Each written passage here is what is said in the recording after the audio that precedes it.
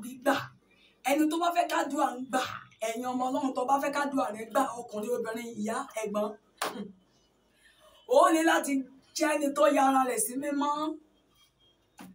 1 Peter chapter 1 verse 15 ó ní nítorí tí òun kan rẹ̀ jẹ́ mímọ́ ó ní kí èmi àti ẹ jẹ́ mímọ́ nínú ìwà gbogbo wa nínú ìṣe wa gbogbo ó láti jẹ́ ọlọ́kàn mímọ́.